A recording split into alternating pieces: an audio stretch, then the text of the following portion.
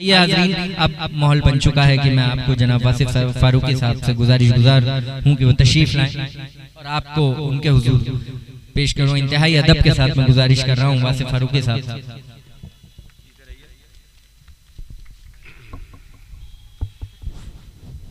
सबसे पहले तो ये बताइए कि आप में से कमर रायबरेली साहब की साहबजादी कौन है? आप हैं? चलिए यार, आप भतीजी हैं मेरी और अल्लाह आपको सलामत रखे। बहुत अच्छा लगा कि आप यहाँ मौजूद हैं। आज की ये महफिल मुनव्वर राना के नाम से मानमन और मंसूब है। सदारत वासिफ हसन वाइजी साहब फरमा रहे हैं। शोरा का बहुत खूबसूरत इंतखाब किया गया है, लेकिन सबसे ज्यादा अच्छी बात इस महफिल की ये है, जो सबसे ज्यादा मुझे सबसे ज्यादा पॉजिटिव जो बात लगी वो तबरेज राना की यहाँ मौजूद की है।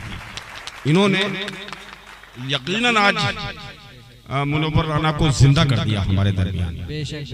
और वो मैं तो उनको मुर्दा समझता ही नहीं। उसकी वजह है कि कोई फनकार, कोई कलमकार मुर्दा नहीं होता है। वो इस दुनिया से रुखसत हो जाता है, लेकिन उसके बावजूद जिंदा रहता है।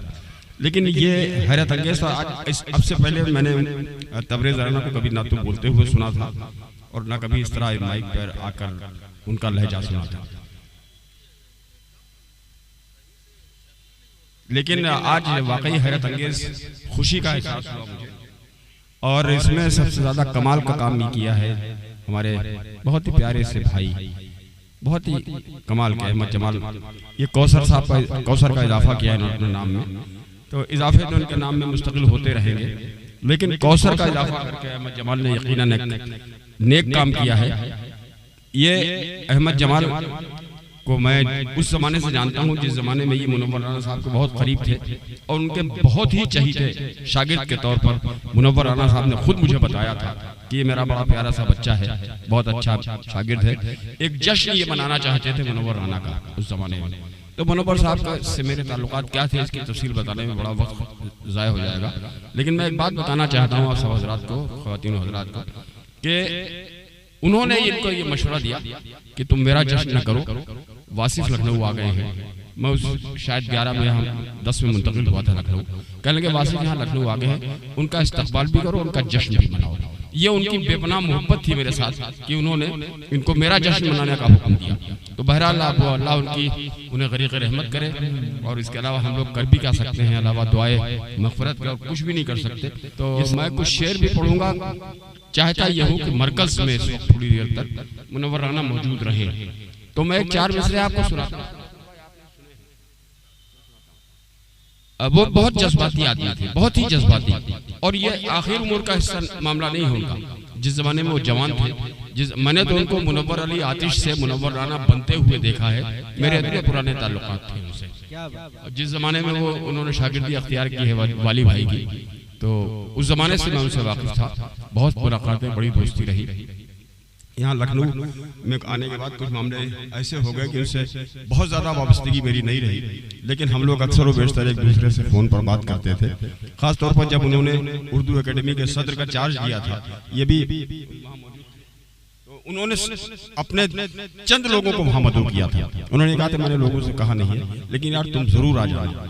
तो बेपनाह कुर्बतें रही हैं उनसे, मैं क्या क्या बताऊँ। बहरहाल सुनिए साहब, मैंने ये 4 मिसरे आज तबरेज ने मुझे रुलाया है। ईमानदारी की बात है, जब ये पढ़ रहे थे, जब ये बोल रहे थे, तो मैं अबीदा हो गया। मैंने भी मुनव्वर को रुलाया, ये बताऊं आपको। 4 मिसरे मैंने पढ़े थे, किसी मुशायरे में उन्होंने सुने थे। एक दिन मैं उनके घर चला गया, तो हम दोनों लोग अकेले बैठे थे, कोई नहीं था। कहने लगे यार वो मिसरे तुम सुनाओ, मैं भूल गया क्या थे वो। तो मैंने कहा कौन से? कहने लगे यही तो याद नहीं आ रहा मुझे क्या थे, कुछ में कुछ मौत का मामला था। तो मैंने 4 मिसरे पढ़े थे कि फूल करना या न करना, खार मत करना मुझे, फूल करना या न करना, फूल करना या न करना, खार मत करना मुझे, अपने हमदर्दों के दिल पर बार मत करना मत करना मुझे, अपने हमदर्दों के दिल पर बार मत करना मुझे। इल्तिजा तुझसे बस इतनी है मेरे रब्बे करीम, मौत से पहले बहुत बीमार मत करना मुझे। हाय हाय हाय, मौत से पहले। क्या बात है सर, क्या कहने। हाय हाय। तो ये दुआ थी मेरी आमीन कह दीजिए, हो सकता है अल्लाह इस आमीन को सुन ले कि हम लोग उसी मंजिल में हैं, पर कब रुखसती हो जाए कुछ पता नहीं है। आप सब लोगों का साथ एक मतलब एक शेर सुनिए। अर्ज करता हूं कि कसम खुदा की अगर बेज़मीर होता मैं, कसम खुदा की अगर बेज़मीर होता मैं, तो शायरी नहीं करता वजीर होता मैं।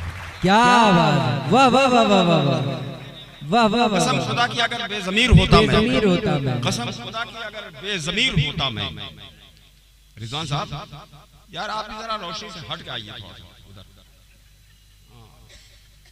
रोशनी, लोग अंधेरे में छुपते हैं, आप रोशनी में छुपे हुए हैं। क्या बात, क्या बात।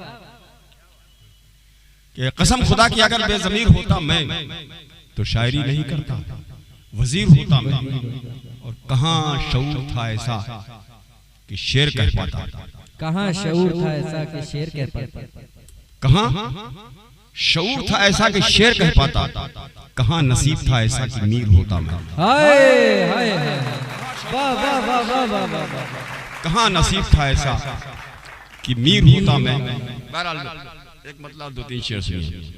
अर्ज करता हूँ कि जो हो गया है हुआ न समझा जाए, हुआ न समझा, क्या बात। जो हो गया है खसारा हुआ न समझा जाए, हमें मुहास पे हारा हुआ न समझा जाए। क्या बात, हमें मुहास पे हारा हुआ न समझा जाए। और अभी तो उसने दिया ही नहीं वफा का सबूत, अभी तो उसने दिया ही नहीं वफा का सबूत, अभी से उसको हमारा हुआ न समझा जाए। क्या बात है सर, वाह वाह वाह वाह वाह वाह वाह वाह वाह। अभी से उसको हमारा हुआ न समझा जाए। और जिनके सरों पे टोपियां हैं, मैं उनको हमेशा नजर में रखता हूँ। आज तो सदर अली वकार भी हमारे साहिब कुला हैं। इनकी ये मेरा ताज मेरे ज़र्फ का निशान है, ये मेरा ताज मेरे ज़र्फ का निशान है, इसे किसी के सर का उतारा हुआ न समझा जाए। क्या बात है सर, वाह वाह वाह वाह वाह वाह वाह, क्या बात। ये मेरा ताज मेरे ज़र्फ का निशान है, इसे किसी के सर का उतारा हुआ न समझा जाए। जो हो गया है खसारा हुआ न समझा जाए, हमें मुहास पे हारा हुआ न समझा जाए। बहुत शुक्रिया, बड़ी